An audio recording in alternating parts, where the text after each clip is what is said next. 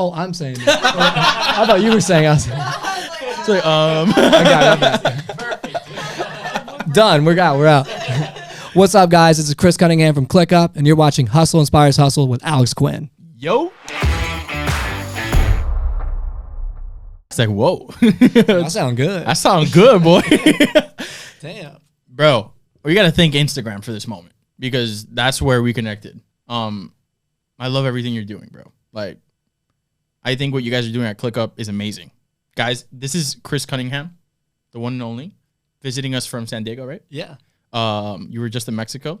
Just in Mexico and Cabo, bouncing around. Oof. Beautiful, man. Yeah, Well, taking a break during the holidays from the crazy 2021 you guys had growth-wise? A little too much. Yeah, we're still taking it in. Yeah? It's incredible, man. We went from 110 employees to 843. Dude, that's week. fucking nuts. I'm still trying to take it in. I'm like, who are you? Hi. Yeah, Nice it's to like meet a whole you. country. Yeah, it's crazy. Yeah, literally. Okay, so talk to me. How did you align with ClickUp, bro? Yeah, I mean, I've been with ClickUp since day one. So Okay. Zeb is a true genius. So he's the founder, CEO. Yeah. In college, we met. We were always trying to do something. We were bored in school. We managed a rapper. We had like a little entertainment business. That was company number one. Okay. And then we really we played a prank. We faked that I won the lottery. If you Google Chris Cunningham lottery, you can check it out. It's pretty interesting. All right. But it blew up way bigger than we thought, and that's when we learned that social media was important. Again, how we met. Yeah. But this is back in like 2010, before anyone really had paid attention to growing like that. Like the only way you had a big social media following is if you were someone big. I was a sophomore in high school there. Were you? Yeah. Yeah. So I was a junior in college. Nice. Okay. So I thought I was the man. I was going around campus acting like I won the lottery until I had to admit that I didn't. Yeah. But I had these followers, so we learned it was a big deal. So we started a social media company. We ran that, ran its course. And then from there, we really wanted to be in the social media space. So we started an app called Memory. It was doing really well. We thought we were going to be the next Zuckerberg. We thought we were so cool. It was a Snapchat competitor because at the time, Snapchat took away your best memories. You had 7 seconds and it was gone. Okay. Yeah. Right? Yeah. So Memory was an entire minute and you could keep it and share it for forever. And so that's kind of how we went out. And then until Snapchat came out, Snapchat Memories, and then it was gone. Okay. But in the meantime, we were building ClickUp just for ourselves. Zeb hated that we had to use Jira for development, Asana for marketing, and then Trello would be for beginners. Right. He hated having 3 different platforms. It just made him angry. So he's like, we're going to build our own. And that's what we went to market with. So that's how ClickUp really started in Palo Alto. And yeah, the rest was history. Let's take it back before ClickUp. Let's talk Chris. Yeah. Like, what did you want to do your whole teens? Like, what was your plan for life? I had a bunch of different plans. I knew I was going to be in business. Right. Like I knew I could talk, had to get to gab. I loved meeting people. But I really didn't know. And when I got to college, I thought I was going to be managing a rapper. I really thought that was us. Yeah. Until I realized that, it's a pretty tough space. But I did that. And then I graduated Virginia Tech and I went to go work at a company called Cvent. And I kind of took a gamble on them. I had larger companies I could have worked for, but Cvent just stood out to me. It was cool. They were young, they were hip. It was tech, but it was about traveling, which I loved. Yeah. It was events management. And so I joined it and I became one of the younger managers at the company. I think I was, in the first 200 or 300. And then within a year, the company grew over 1,000, went public, and I learned a lot through that. But during that time, I was always still helping Zeb with the social media company. And I knew I was going to go work for him, but I wanted to learn corporate while he was doing his thing and with the small company. Right. So eventually I left DC, went to Charlotte, and worked with him. And that's when life has been a blur since. I feel like we've just been working on something new, building, and to see ClickUp where it is now is still crazy. Because I remember it was just 4 of us drawing on the whiteboard, like, hey, what should this look like? What are we going to do? Will ClickUp even be the name? We didn't know. ClickUp was just a filler name. We didn't know it was going to be the name long term. Right. And now it's like a whole beast. So look, for everybody that's living under a rock, what's ClickUp? Yeah, ClickUp is project management software. The big difference between us, I'm sure you've seen it. If you work, I hope you use project management. If you don't, even if you don't use us, please use some type of project Use someone, management. man. You use someone because the amount of work you can get done with being organized and having it on your phone, on your computer is just insane. But essentially, ClickUp is different because it's completely customizable. That's what we really wanted. Yeah. Like, let's say I wanted to keep mine. The way I work, very simple. I can do that. You can go as complex as you want. So developers and marketers can work together in the same platform. That was our goal. One app to replace them all is our long-term goal. Obviously, it's going to take some time. Some of these companies have been around for 5, 10, 20 years. We've been around, I think it actually just turned 5 years. Yeah, you guys are babies. We're babies. We're young. We're a young team. Big old babies. Big babies. but we're ready. We're ready. But our goal is just to keep building features. That's why we're so aggressive on the one feature every week. Yeah. Rather than just being complacent these other companies. You got to grow with the people. Exactly. We're growing with them. We see people need whiteboards. We see they need when we need something new, we kind of prioritize it because it's hard. You can only build with so many things at a time. And I am going to fall back when I see ClickUp inside of an Oculus. All right. That's so I'm just going to throw that out there. I don't know, like we could talk about that or if that's even on the books. It's already in the, so we just had a call with Oculus. Lily saw it earlier. We had a call with them like 2 weeks ago. It went really well. So we're talking to them now about seeing what that looks like. Zeb actually had an early vision, almost too early, like 4 years ago, when we saw VR for the first time. He was like, man, this would be great to work. And imagine like having your task. Oh, this one's done. This one's good. This assigns to you. You know, just push it like that. But we are working. I can almost, I'll show you a prototype after. It looks really cool. I love it, bro. I love it.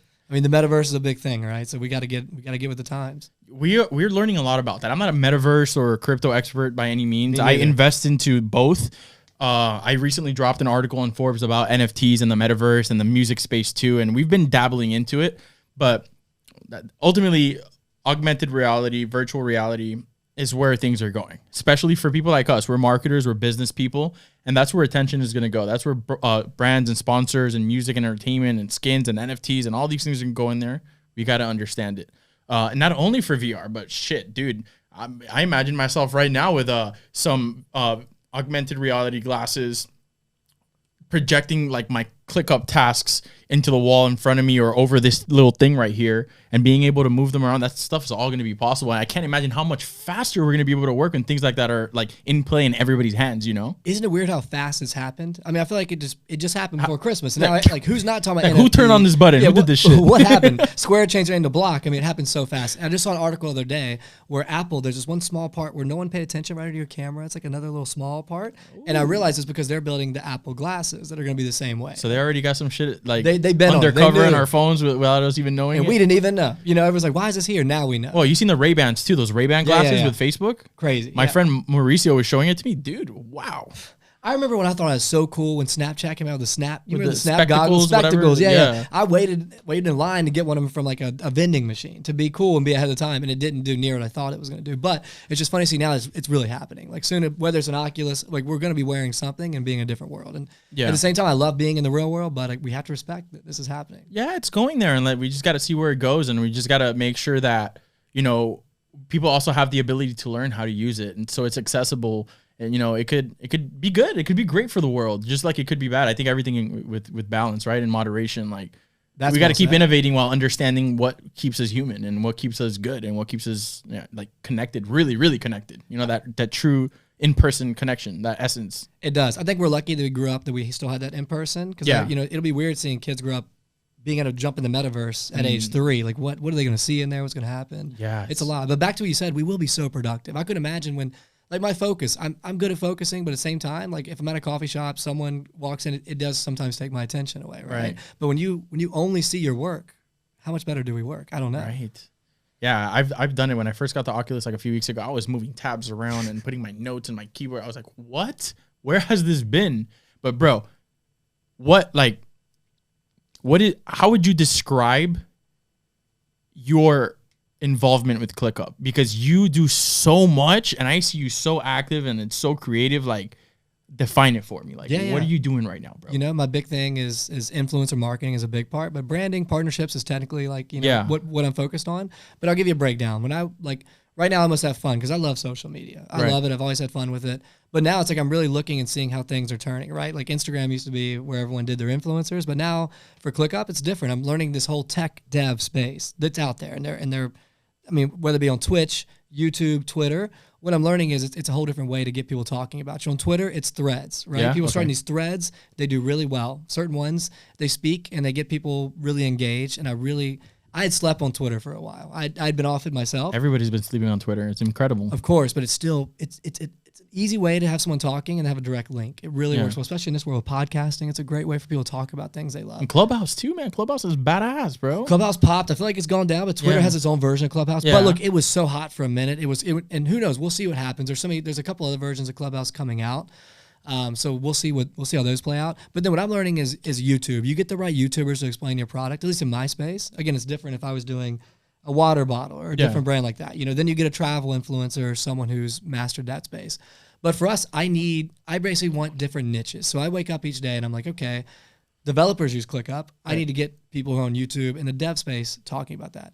People who do social media marketing use ClickUp. people who are in agencies use ClickUp, right? Like we were just talking about before we got on here. Yeah. A lot of agencies need social media. So what I need to do is find thought leaders in each space. And that's all I'm trying to do. So thought leaders hit me up. I want to talk to you because if you're making good content. Cunningham on Instagram. At Cunningham. That's it. But and Instagram is a funny way of how I'm getting in touch with people, how I got in touch with you. Yeah. You know, Instagram. Same on TikTok. Again, I'm still learning TikTok. I'm not doing great on it, but I'm learning it. I'm meeting a ton of creators by just scrolling on TikTok. The algorithm works so well. It's figured me out. It sees the type of creators I want. And all I do is I go and I click the Instagram button because I don't really, like the messaging is kind of lost in TikTok, but you hit them on Instagram. Usually they don't have near as many followers. I DM them, and bam, I'm talking to the coolest creators. I found a really cool hacker the other day, and I just had to make a video with him one day, and he's doing a great job. Like, I'm just trying to learn how to go viral because another thing I'm noticing is it's hard to just grow ClickUp's page, right? But what could be cool is what if we make tech up, market up, copy up? You know, that's what I'm looking into and exploring. I want new ways to have creators create content, but not go to waste, not just on their page, not just on ours, but a new page is kind of just branded in a certain way. So powered by ClickUp could be these different pages. Yeah, because the tech brands usually struggle with like, you know, how do we have this like online persona? How is our brand voice? Like, how are we going to talk to people? Like for example, with us as marketers, me as my marketing agency doesn't get a lot of play on Instagram. We just have it there, kind of like a track record, right? Where people really want to talk is they want to talk on the Alex Quin page, as the person doing everything, or they want to look at Michelle's stuff, or you know whoever else from the team. But yeah, that's also great. That's a great option, bro. Something powered by where people know it's like it comes from a good place. It comes with good back and good foundation, and it's niched down to the thing that they like most. Talking about what they like most, integrated with a solution that gives them time to take back more time. One of your guys' tagline is "Save one day a week guaranteed." That's right. 100%. Save one day a week. We love saying it. From organization, right? Because like guys, like if you have never used ClickUp before and you just hear us talking ClickUp, and you really don't understand it's a project management. It's a life management system, right? If you have a business, even if it's just a solo business, there's a lot of things you got to remember, a lot of recurring tasks, a lot of tasks that you do in specific ways. And that's how you organize it for yourself. You're able to access it on your laptop. You're able to access on your iPad, on your phone. And it's for business. It's for personal things. Like I use the software for personal stuff, you know, medical. Like I got to remember medical stuff. I got to remember tax stuff. I got to remember like a lot of things, you know, future goals, like milestones, like all this stuff is good. And I'm a big believer that things don't happen until you write them down or until you put them somewhere and put a date to it. I'm so glad you said it because for me, it's so easy to have a thought. It could be a great thought. It could be in the morning while I'm running, you know, whatever. But if I don't put it down, if I don't set a reminder, I move too fast, right? We're here. We'll be at dinner later, right? It's easy to forget about. I'll probably have a good idea while we're on the podcast that I wish I could write down. Right. It's so fast. But that's why I love ClickUp. It's quick and easy, or whatever you use. Just use something. Even use Siri. You know. But write your remind yourself of things. And your guys' branding is so recognizable. Like Michelle, like guys, there's a team back here. There's our peoples that love and support us. Kevin, Michelle, and the rest of the squad in the building. I just lost my train of thought. Branding. Your branding. I love your branding. And we travel everywhere. And you guys are on billboards in New York. You guys buses over here. You guys the other day I was driving down Miami with Michelle and I put up a story. You guys had like a little Dude, I love the metro. You caught that in a beautiful way. It was looks so good with the building right there. I had to repost it immediately, but it was because I'm so used to seeing just the San Diego buses. Like I see them all the time, and I think the buses are one that people sleep on because everyone you can see a billboard. The buses are always moving. They're everywhere, bro. But I'll go back to why we, obviously we do spend a little bit on out of home, and a lot of people question why do that. Do you see? I get that question all the time. You see a return? How do you measure the return? Do you see a return? You know what? We don't. But I'll tell you what. When I do reach out to certain brands, going back to what you asked me, so I do influencer marketing, but I also do partnerships. Okay. So I'm reaching out to Shopify the other day, right? It's easier because they've seen us everywhere. We're doing 2 events. We're doing one in LA, one in New York. We'll hit you up about it. But the cool thing is now people they respect us. They want to know more about us. Same when I reach out to a big creator. They might be out of our league or whatever at the moment, but they're like, hey, look, I've seen your billboards everywhere. I want to talk to you. I want to know who you are. I'm curious. Yeah. You put effort into being out there. Like they want to know what's up. Of course. When you keep seeing us, you want to know what's up. And again, some people ask or laugh that we don't have a call to action, but at the same time, it's like you are curious. How do you save a day a week? Our goal is we want you to Google us. We just want you to see it because we can't put all that on a billboard or on a train. All we want you to know is that we're hiring and that we're out here. That's what we want. Yeah. And guys, too, positioning, marketing, for fuck's sake. Like look at the ridiculous growth you guys had last year. Talk to me about some of the flex stats. Like what were we working with? A lot of stats. So we've had a lot of funding in the near rounds, which is cool. So we had our series, we had our Series A. where we got 100 million. We just had our Series B, where we got 400 million and a 4 billion evaluation. And I'll never forget when Zeb first gave me the call, like, hey man, like we're doing another round of funding and it's bigger than I thought. You know, like and I'll never forget when he asked me to come on the next journey. He was like, hey, look, you have to give a lot of time. We're going to work a lot of hours. It's not going to be easy, but it will be a $1 billion company one day. And I'll never forget thinking to myself, like, hey, you know, like maybe, but even if we hit like 200 million, 300 million, that's cool. Would be good. It's worth my time invested. But he nailed it in 4X more. And, you know, look, we're not slowing down, so we'll see. But the growth stats are great. 120 employees to over 800 is great. I think we do want to focus on getting more efficient now. It's easy to just keep hiring and keep throwing bodies at problems, but we really want to get efficient. That could get inefficient real fast. It can, and we're learning that. But I think we've done a good job. We just did a feedback survey the other day, really checking to see where we're doing well and where we're not, and everything was very positive. So it's good to see. I think we've done really well is keep that company culture. If you came into ClickUp, like if you came into the office, everyone's positive. Everyone's willing to help. Like if you look into the way we message each other, it's so easy. I'm never like nervous to message someone and ask them something, which in old companies I was. You know, so I'm like, oh, this person's busy. I don't care if I'm hitting up, you know, the top person in the company or someone lower. I know it's going to be a nice response, an excited response, and that's why I love ClickUp. I'm glad we kept that culture.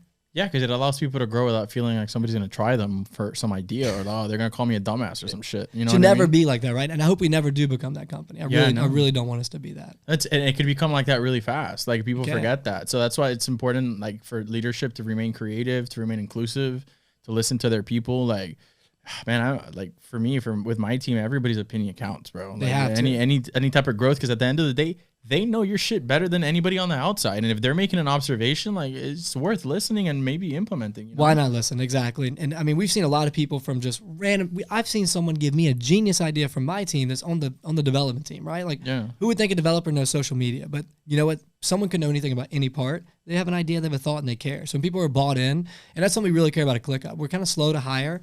And the fact that we do have hard interviews, I've had some good friends who I want to work at the company, and I can't just guarantee anyone get hired, right? I'll put them in and get them an interview, but even we have checks and balances. You have to get hired properly. And I like that because it is kind of hard to get into ClickUp, but the people who get in care and they really grind. They really do. Yeah. So what's the ideal profile for ClickUp? Like new hire? One thing I love about us is it's not like we're like, hey, you need a Harvard degree. Okay. We really don't even look at that hardly. Like obviously degrees are cool. They're great, but it depends on every team too. Sometimes that doesn't mean anything. It doesn't. So like for development, we'll give them a test. We have this test that is not easy. Obviously I can't code. I could never pass a test, but I've seen smart people who I know take it and still not do well, but it looks for how you think. And then in marketing, we're looking for more, what have you done? Like how creative are you? But we have these little tests that we give. So we don't really just like interview you and ask a few questions and think we know you yet. We give you a test. We see how you work, how you think. And I think that's really helped us hiring. And hiring is the biggest part. Like what I've learned about growing and becoming a bigger company, I always thought the CEOs and VPs, you know, just did the job and worked. But I'm realizing the biggest part of their job is hiring, is getting the right people under them. Because if when you're growing at scale like we are, you have to be hiring fast and you have to make sure they're doing things right. So you don't really have time to do a lot of the day-to-day you think you would do. And that's something I never knew 5 years ago coming into a company. I thought there's the VPs grinded, and they do grind, but they're grinding in a different way because a lot of their jobs or a lot of their days are interviews, getting the right people under them. Yeah, and it's like a lot of like mental shit, bro. Like it's not only that, but it's like, all right, like finances, legal. Yeah. We can't do this, we can't do that. We got this partnership going on, we got this launch, which is holding this back, and it's like that's why you need ClickUp. Exactly. That's why everybody needs ClickUp. And we use ClickUp, but it still is hard. Like with legal, like think about anything we want to do. Let's say that you and I want to throw a huge event in Miami. I still have to check with legal. I have to make sure it's good. Yeah. I still have to, check with marketing, make sure You're not stepping on anybody's toes. Exactly. Make sure the dates are good. Make sure the events team is good. Are they planning an event during that time? There's just so many things that could be going on that you don't think about. So it's not that we move slower. We just have to be more careful and check with everyone. Yeah. One of the coolest things about what you've said so far, which is incredible, is that you guys created this platform to solve your own problem. Maybe it wasn't even a plan for it to be what it is today at first. And then it is what it is today. I think it's still the craziest part. Like we always had these big dreams of being in social media. Like we always thought we'd be like to build an app or something like that. You are like a social media. We are kind of, but it's more, more work, which we're glad about. Because think about it, project management's the number one space now. CRM was. And at the beginning, I'll never forget, every single advisor told us we were crazy. They were like, there's already 400 of these companies. Like, what are you going to do, stand out? And I remember Seth was like, yeah, because they all suck. That's literally what he said. He's like, they all suck. They make you work one way when they don't have to. And if they built it more carefully, it wouldn't be that way. And that's really, now we're almost challenging everyone else to build features fast and to be customizable, because we are. Yeah. But it is funny you say that, because you're changing the whole landscape. Yeah. At the beginning, we never really thought. It was literally something we built for us. I remember we built a project management and a CRM, and they were just kind of bare bones. And then you're like, you know what, let's go to market and do it. And looking back, it was just such a decision we'd never really questioned. We kind of trusted Zeb and went with it. And it took a year to build. Like, it took time. We were in Palo Alto, in Silicon Valley, in a house, just 4 of us working and figuring it out. And it was crazy. It seems like he's a very bright guy, because, it seems like you believe in his ideas, you support his ideas, you stay loyal to the projects, and speaks a lot about a leader, to have his people like vouch for the product so much and like want to stick through it. You guys have gone through several business ventures. Yeah. And it's been a couple.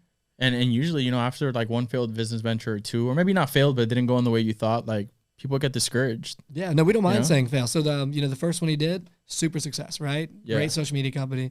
Then second one was going for memory, and even though we failed at memory, and then the management stuff, man. Right? That was one venture, right? The artist management. That was a venture too. That was in college. I almost forget about that one. But yes, that was a venture. And hey, the early days, I thought Zeb was going to be a DJ. He was a great. That's why his Twitter name is still DJ. His Instagram name is DJ Curfew. Yeah. Everyone wants him to change it. Obviously, like he should. They say change it, but I kind of like that he doesn't. I like that he's like, I am who I am. I may not be a DJ anymore, but I don't know. I like that he keeps it. Don't think that people haven't asked him to change it. But I'd probably be one of those people. But hey, look. It works. Don't change what isn't broken. Like, exactly. ClickUp's going fucking high. Yeah, it's working. Going fast, bro. I think he doesn't care too much about social. He's more, it's the product. He just wants to hear what people want. He's going to evaluate, see what they want, then think about what they need. Because at the end of the day, if we listen to what everyone said we needed to do, who knows what company we'd look like, right? Like, at the end of the day, he still has to make decisions like, okay, 800 people asking for this feature, 2,000 are asking for this feature, because we do. We have a feedback platform where people can ask for whatever, and they can upvote it and tell us why. But at the end of the day, he still makes the right decisions as to what people need and what's the most effective now. I think that's a big part. But yeah, Zeb's a great leader. So it's fun to see him kind of grow as his company has grown, because who would have known, again, like the things he has to do now as of 2 years ago are so different. The way his day looks, the decisions he has to make, they're quite different than the early days when we were just figuring things out. Yeah, speaking of like making all these decisions and always being busy and having a lot of shit going on, like, how do you unwind, bro? Like, how do you clear your mind and, make space for new ideas to come in, or to balance yourself out, to make sure that you don't drive yourself nuts? Because shit, it happens to me, man. Like, it's a great question, man. I love to travel. I really do. I love to travel. Okay. It's a big part for me. I think it's how I unwind. And of course, my laptop's still with me. I'm still working, but I'm pretty good at turning off. I learned that in the early years we worked every day to a point to where we all kind of burnt out a little bit. Yeah, but that's okay. We knew that going into part of it. Yeah. But now it's like now I have a team. I have people under me. At the beginning days, there was no one we could delegate to. It was just us. So if we took a day off, still on ClickUp. It's all there. Nobody's checked it off. But a big one for me is travel. I'd love to hear what yours is too. Mine's traveling. I like being around people. I like networking. Networking is huge for me. Like what we've done, hanging out with other people here in Miami has been great. I think it's networking, it's traveling, and I like sports, man. I do like to play a little soccer. I was on crutches for a bit because I got hurt. I like to play basketball. I need those things. Without it, I would lose my mind. I think, like personally, like you'd think that with all the shit that I do, that like when I unwind, I would kind of like not want to intake any more information. But when I wind down, I'm like either like writing down like my future goals, like 5-10 years, and like have a notebook, or I'm learning. Like I'm reading. I'm reading books about taxes, and I'm reading books about body language, and I'm reading books about how to understand your brain and your body and yourself, spiritual books, books that help me become more well-rounded in what I do or the things that I intend to do. That's one of the ways of me winding down. Another way of me winding down is meditation, which is, occasional to me. And it's just a lot of thinking, bro. Like I spend a lot of my time just fucking thinking, like, because I have a marketing agency, I have a podcast, I have a magazine, I have passion projects, I have my personal brand, which we do brand deals. I'm a publicist to some degree. I write on a ton of press outlets, and I'm able to to grow in that perspective. I publish on Forbes, on 1:37 p.m., on Contrast as well, on a ton of outlets, and it's just like for me, like I always look to the future, right? So when I stop thinking about like what I'm doing presently, I'm thinking about what can exist 10 years from now. So like I'm thinking, oh, wow, what if ClickUp was in this thing, and what if then you're able to drag it out and put it on a wall with augmented reality, and then you press that button and then connects to everybody and I start creating all of these things and I just write them down, bro. And maybe like I'm never gonna like execute them, but sometimes I see ideas out in the world and I'm like, I wrote that down like 5 years ago, or I thought about that. So like that's how I unwind, kind of like building the world the way I see it in my mind, and like reverse engineering how I could create products or content or ideas or publish content based around that. And it gives me peace, bro. It's a lot of fucking information in my brain. I love hearing that because if I'm being quite honest, I think that's one level I want to get better at, right? So for me, of course I read, of course I learn, but I wouldn't say I do it to unwind. I would say I do it as part of my, like, it's more of a morning, like, hey, you need to get it done, you know, or like maybe in the afternoon, like I know I need to read, I know I need to journal, but I haven't like made it something I do to unwind. I think it's one, because I think being alone is good for that, right? You got to be alone. Yeah. So like you got to find that time. You have to make that time. Brain dump. That's what I call it. And a lot of people call it a brain dump. Just like put it all on paper. That's why I want that remarkable tablet. I need that, I think. We have this thing called Karma in which you get points for doing cool things in the company. And I'm just being cheap. I could buy it, but I want the Karma points. I see it on our list. Jeremy bought me one of those, no? Jeremy Haynes? What a good guy. I love that guy. I fucking love Jeremy. He's great. Jeremy changed my life. That sounds like a gift you would get. Yeah. He believed in us in the early days. He actually came in our first office in San Francisco, put us on the DMM, and put out ClickUp. I don't know how many agencies we got on ClickUp because of Jeremy, honestly. Yeah.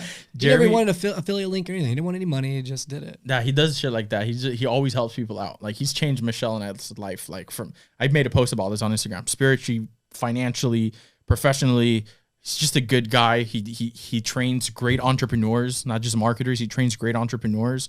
He learns a lot for himself to be a better person, and he just passes that on. And I think it's great because a lot of people learn from his stuff. Like my family, my friends, my cousins, my people. Like I pass that knowledge along, and it's great, man. Like that's the type of people you need to be aligning with. You, me, everybody. 100%. As you said, how you like wind it down by reading. It did make me think of him because he reads more than anyone I know. Like that's why he's fucking put that into my brain, bro. Yeah. He chills in his house. Like he has books everywhere. He has reading rooms. He has recovery rooms, and you know, one of the most important things I learned from him is like read, but put it to action. That's where like your platform is perfect, because like, let's say you go to a conference, right? Put yourself in this scenario. A lot of our listeners, you guys are going to conferences, you guys are listening to other podcasts, you guys are watching YouTube videos, and you want to learn about finances, about business, about this, about that, but you're learning, and then what?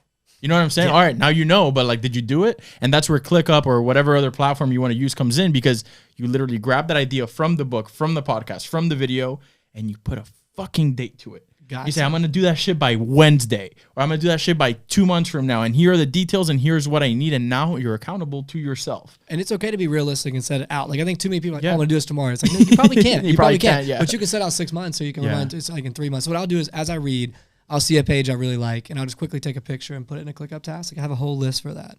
And I'll take a picture, and then I'll put the action item, and I'll put a date to it. Like, hey, look, this, like for me, I want to get my content going this year. That's why I'm excited to do this podcast today. Oh yeah. I've been sleeping on it. I've been just so focused on ClickUp. So that's something I know is more immediate. Now, let's say there's something I know I want to do more long-term. I'll put that task 6 months out. Perfectly okay. It'll give me a nice reminder. It'll pop up. I'll see the book. I'll read that same page, and I'll know why I had that feeling. I'll highlight the little line that gave me that feeling of why I need to get on that. It's incredible. I love it. And that's all it takes. Because like there's like most people like want shit to happen right away. All right, I want this to happen right away. And most success, most anything great in the world is building blocks, little by little. You just start 1%, 2%, 3%. All you got to do is start. When people are afraid, oh, I got to be perfect. It has to be this way. It has to be that way. No, all it has to do is move. Think about this podcast thing. Like I'm sure when you first started, you're like, hey, like, you know, it's like you knew everything you were doing. Yeah. But look where you're at now. 80 episodes in, not whatever. Oh man, our first episode with Andy Frizzello. I love Andy. I was just talking to Andy. Actually. Yeah, he was episode number 1, and I was nervous, bro. What an episode number 1. Yeah, it's like I tell Michelle that it's like coming out in the music industry and recording with Drake. Yeah, like, I did. Andy is like, I mean, look at his podcast. It does numbers, but he's just probably the realest guy there is. Yeah, I mean, we listened to him for years, and how'd it go? Episode 1, I gotta hear it. Episode 1 was incredible. I learned a lot from him, from who he was as an entrepreneur before he became successful, and a lot of hardships he had to go through.